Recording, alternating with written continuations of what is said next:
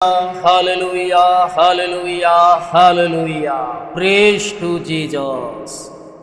धैर्य का फल परमेश्वर ने वादा किया। अगर तुम धैर्य और संयम रखोगे धीरज के साथ तो प्रभु उसका प्रतिफल आपको दे।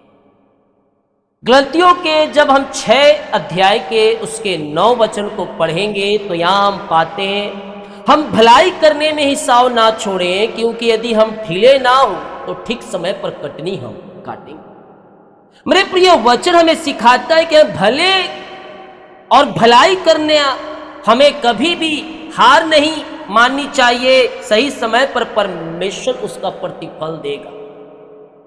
आप चाहे किसी भी क्षेत्र में हो, अगर आप दृढ़ता से खड़े हैं, प्रभु के कार्य हो, विश्वास हो, तो सही समय पर हम उसका कटनी काटेंगे। अगर हम बोएंगे विश्वास के साथ तो कटनी काटेंगे भी।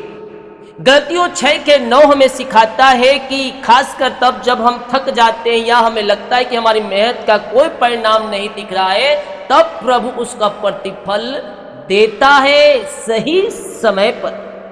भलाई करने में हिसाब ना छोड़े, इसका अर्थ है कि चाहे परिस्थितियां कितनी भी कठिन क्यों ना हो, हमें अच्छे काम करना बंद नहीं करना चाहिए। कभी कभी लोग हमारी भलाई को समझते नहीं या उसका गलत जवाब देते हैं, फिर भी परमेश्वर हमें सिखाता है कि हमें भलाई करनी है। हेलो, भलाई हमें करनी है, उसका प्रतिफल प्रभु देगा। हालेलुया। ढीले ना हो, यह हमें धैर्य रखने की शिक्षा देता है। जीवन में कई बार हम जल्दी परिणाम चाहते हैं, लेकिन परमेश्वर का समय अलग होता है। वह सही समय पर फल हमें देता है। ठीक समय पर कटनी तुम काटोगे, यह एक वादा है। हमारा हर अच्छा काम व्यर्थ नहीं। जैसे किसान बीज बोता है और सही समय आने पर फसल काटता है, वैसे ही हमारा अच्छे कार्य का एक दिन हमें फल मिलेगा। यह वचन हमें सिखाता है कि धैर्य के साथ आगे बढ़ने के लिए प्रेरित करता है। जब हम प्रभु के लिए और दूसरों के लिए भलाई करते हैं तो हमें यह भरोसा रखना चाहिए कि परमेश्वर सब देख रहा है और सही समय पर उसका प्रतिफल हमें देगा। क्योंकि जो आंसू बहाते बोते जयकार करते हुए लवनी काटेंगे, तो आज से प्रभु के कार्यों के लिए तत्पर रहना, बीज बोते रहना, सही समय पर इंतजार करना। प्रभु आपके लिए आकाश रोके खोलकर अप्रम आशीष की वर्षा आपके जीवन में करेगा। आमीन। पहले कुरिन्थियों 15 अध्याय के 58 वचन कहता है, अटल रहो। किसमें अटल रहना है? विश्वास में अटल होकर मजबूती के साथ तुम्हें खड़े रहना है। सो हे मेरे प्रियो और भाइयों, दृढ़ और अटल रहो और प्रभु के काम में सर्वदा बढ़ते जाओ, क्योंकि यह जानते हो कि तुम्हारा परिश्रम प्रभु में व्यर्थ नहीं। यह प्रेरित पौलुस कहता है, तुम दृढ़ और अटल हो और प्रभु के कामों के लिए सर्वदा तुम बढ़ते जाओ। यह वचन हमें सिखाता है कि हम विश्वास में अटल रहना है, चाहे परिस्थितियां कैसी भी हो।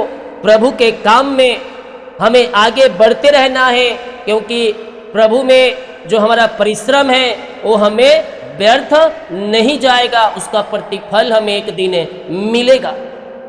यह वचन प्रेरित पौलुस एक सामर्थ्य भरा यहाँ शब्द कहता है। वह विश्वासियों को याद दिलाता है कि जीवन चाहे कितनी भी कठिनाई, परेशानी, निराशा से क्यों ना भरा हो, आपको विश्वास में दृढ़ और अटल बने रहना है। क्योंकि जब हम विश्वास योग्य हो रहेंगे तो सही समय पर हम कटनी भी हम काट पाएंगे। हालेलुया। और अटल रहो का अर्थ है कि हम परिस्थितियों से हिले नहीं। कई बार जीवन में मेरे प्रियो ऐसे समय आते हैं जब हम थक जाते हैं, हार मानने का मन करता है या हमें लगता है कि हमारी मेहनत का कोई फल नहीं मिल रहा, लेकिन यह वचन हमें हिम्मत देता है कि हमें स्थिर रहना, प्रभु के काम में सर्वदा हमें बढ़ते रहना है। इसका मतलब कि हमें रुकना नहीं है। हालेलुया। हमें लगातार प्रभु के कार्यों में हमें आगे बढ़ते रहना है, चाहे वह प्रार्थना हो, वचन हो, विश्वास हो, लोगों की मदद करना हो, प्रेम दिखाना हो। हर परिस्थितियों में हमें दृढ़ रहना है, विश्वास योग्य बह रहना है और प्रभु के पीछे हमें चलते रहना है। हालेलुया। तुम्हारा परिश्रम प्रभु में व्यर्थ नहीं। यह वचन इस वचन का सबसे बड़ा वादा है। संसार में कई बार हमारी मेहनत का फल तुरंत नहीं मिलता, लेकिन प्रभु के काम में किया गया हर कार्य परमेश्वर के सामने मूल्यवान है और उसका प्रतिफल अवश्य मिले।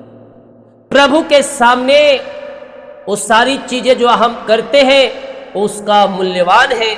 यह वचन में सिखाता है कि हमें परिणाम की चिंता नहीं करनी है, बल्कि विश्वास के साथ अपना काम करते रहना है। प्रभु सही समय पर उसका प्रतिफल हमें देगा। हालेलुया। जितने लोग कमेंट बॉक्स में डाल रहे प्रार्थना रिक्वेस्ट, आप सभी के लिए मैं प्रार्थना